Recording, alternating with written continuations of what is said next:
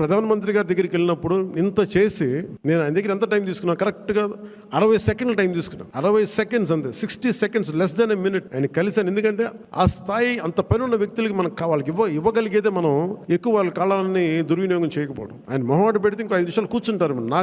నాకు బాధ్యత ఉంది, అలాంటి వ్యక్తిని మనం ఎక్కువసేపు కూర్చోబెట్టకూడదని కరెక్ట్గా ఆయన ఒక 40-50 సెకండ్లు 60 సెకండ్లు అయిపోయి నేను బయలుదేరుతాను సార్, జస్ట్ ఒకసారి మేము కలిసి విష్ చేయడానికి వచ్చాను అంతే, అంతమించి చెప్పలే. నాకు ఏదైనా కావాలని నేను అడుగుతాను, కాదు నేను ఎప్పుడు నా స్వార్థాన్ని నేను ఏమడగను, నాకు పదవి అడగను. కానీ నేనేమంటానంటే నాకు ప్రధానమంత్రి గారిని అడుగుతాను. ఇప్పుడు దాకా ఏం అడగలే ప్రధానమంత్రి గారిని, ఖచ్చితంగా అడుగుతాను.